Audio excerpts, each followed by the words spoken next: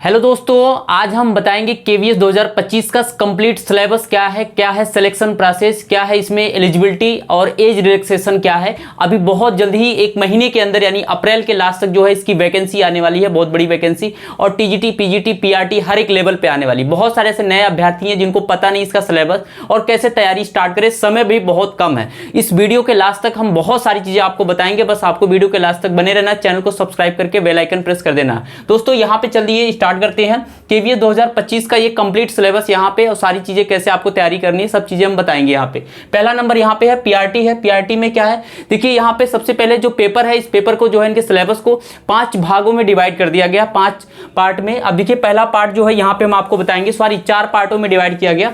पहला part number 1 है यहाँ पे जो है आपको लैंग्वेज है। यहाँ पे क्या है, लैंग्वेज है जो 20 मार्क का होता है। ठीक है, लैंग्वेज जो है 20 मार्क का होता है। पहला ए नंबर यहाँ पे इंग्लिश है, बी जो है यहाँ पे क्या है हिंदी है। ठीक है, और ये 20 नंबर का होता है, यानी लैंग्वेज चाहे आप हिंदी या इंग्लिश जो भी लेंगे तो 20 नंबर का आपको देना पड़ेगा। इसके बाद फिर पार्ट नंबर 2 है यहाँ पे जो जनरल अवेयरनेस है। ठीक है, जनरल अवेयरनेस है, उसके साथ साथ में रीजनिंग, कंप्यूटर जो यहाँ पे 20 मार्क्स का ये भी है। 20 मार्क्स का क्या ये भी है, जनरल अवेयरनेस और कंप्यूटर, रीजनिंग, ये तीनों मिला करके यहाँ पे भी 20 मार्क्स का ये होता है। ठीक है, अब इसके बाद फिर यहाँ पे पार्ट 3 है जो है जो पेडागोजी है। पेडागोजी जो होता है वो 60 मार्क्स का आता है, यानी 60 नंबर का यहाँ पे पेडागोजी आपको देखने को मिलेगा। और इसमें जो है ये हो गया तीसरा। चौथा है पार्ट नंबर 4 जो है जिसमें स्पेसिफिक आपका सब्जेक्ट आता है, जो आपका मुख्य सब्जेक्ट होगा जिससे आप तैयारी कर रहे होंगे, वहाँ पे जिस फॉर्म में जो सब्जेक्ट आप डालेंगे, जो आपका मेन होगा वो स्पेसिफिक सब्जेक्ट आपका है। यहाँ पे टोटल जो होगा यहाँ पे ये टोटल स्पेसिफिक सब्जेक्ट से आपको 80 नंबर के क्वेश्चंस आएंगे वहाँ पे।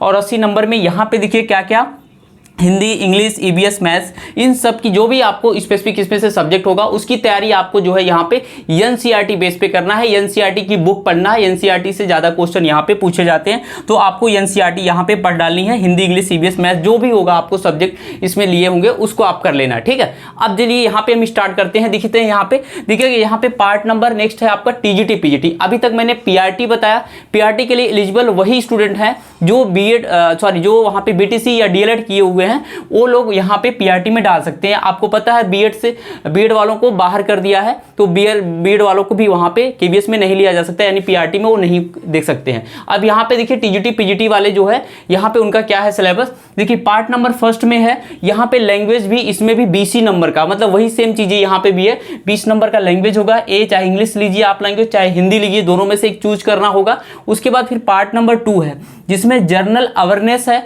और रीजनिंग है, उसके साथ साथ में कंप्यूटर है। और यहाँ पे टोटल मार्क्स इसका जो है इसका भी 20 नंबर है, यानी जो उसमें पूछा गया था सेम चीजें जो है यहाँ पे भी पूछी जाती है। जनरल अवेयरनेस, कंप्यूटर और रीजनिंग तीनों चीजें जो 20 नंबर का होता है यहाँ पे देखने को मिलेगा। पार्ट नंबर 3 में क्या है, यहाँ पे नेक्स्ट है पेडागोजी।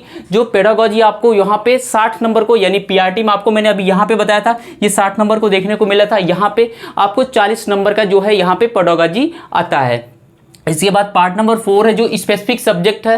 स्पेसिफिक सब्जेक्ट जो है आपका जो भी चूज करेंगे आप, उसको 100 नंबर के क्वेश्चंस आते हैं वहाँ पे। 100 नंबर का यहाँ पे टोटल होता है सब्जेक्ट। इसको अगर प्रिपरेशन करना है आपको इसको, तो एससीईआरटी बुक को ज़्यादा आप पढ़िए, उसी से ज़्यादा क्वेश्चंस यहाँ पे आपको मिलेंगे, तो एससीईआरटी को आप तैयार कर सकते हैं। यहाँ पे ये चीज़ें हो गई। ठीक है, तो आप लोग जो है यहाँ पे ये टीजीटी और पीआरटी का मैंने सिलेबस बताया। अब आपको हम बताएंगे कि यहाँ पे कितना मार्क्स का होता है और क्या क्या इसका एग्जाम सिलेक्शन प्रोसेस होता है, वो सारी चीज़ें हम कवर कर रहे हैं। ठीक है, आप लोग यहाँ पे देखिए। हाँ दोस्तों, चलिए यहाँ पे स्टार्ट करते हैं, फिर से देखते हैं यहाँ पे। अभी तक आपको मैंने उधर का पूरा सिलेबस कंप्लीट कर दिया, सारी चीजें बता दिया। अब इधर देखिएगा आप लोग यहाँ पे एलिजिबिलिटी क्राइटेरिया क्या होता है, कौन कौन से लोग इस फॉर्म को फिलअप कर सकते हैं। देखिए सबसे पहले हर कोई इस फॉर्म को फिलअप कर सकता है, भर सकता है। वो सीटेट क्वालिफाइड होना चाहिए, बीएड बीटीसी होना चाहिए, और उसके बाद अलग अलग पोस्ट पे वो अपना वहाँ पे वो कर सकता है। प्राइमरी के लिए जैसे पीआरटी के लिए आपको मैंने बताया, पीआरटी के लिए आपको वहाँ पे डीएलएड होना जरूरी है, और टीजीटी पीजीटी के लिए आपको बीएड होना जरूरी है, लेकिन साथ साथ में सीटेट क्वालिफाई होना जरूरी है, साथ में ग्रेजुएशन और बीएड होना मस्ट है। अब इसके बाद आगे देखते हैं यहाँ पे एज रिलैक्सेशन क्या होता है इसका। बहुत सारे लोगों को एज रिलैक्सेशन का भी कंफ्यूजन रहता है, कितना एज तक लोग फॉर्म इसको फिलअप कर सकते हैं। देखिए पहला नंबर है पीआरटी। पीआरटी में जो है 30 साल तक फॉर्म फिलअप कर सकते हैं आपको। ठीक है, दूसरा है टीजीटी। टीजीटी में 35 साल तक आपको, ठीक है, 35 ईयर तक आप फॉर्म फिलअप कर सकते हैं। पीजीटी में जो है वो 40 होता है, 40 साल तक। ठीक है, अब इसके बाद इसमें देखिएगा फीमेल जो होती है उनको 10 ईयर का जो है एज रिलैक्सेशन मिलता है, यानी छूट मिलता है इनको 10 साल का,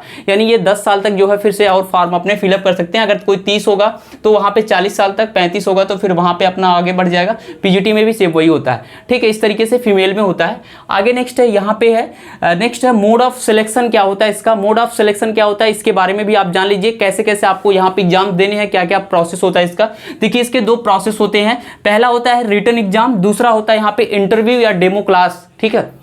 ये चीज़ें होता है। पहला जो यहाँ पे रिटन एग्जाम होता है ये आपका 70 मार्क्स का होता है, यानी 70 नंबर का आपका यहाँ पे ये आपको रिटन एग्जाम देखने को मिलेगा। उसके साथ साथ में यहाँ पे 30 नंबर जो है आपका वो इंटरव्यू और डेमो क्लास जो है देखने को मिलेगा, ठीक है। तो सबसे पहले अभी इंटरव्यू तो आपको बाद में देना होगा, जब आप क्वालिफाई कर जाओगे सारी चीज़ें होगा तो वहाँ पर आपको देना पड़ेगा, लेकिन उसके पहले आपको रिटन एग्जाम को समझना बहुत अच्छे से है।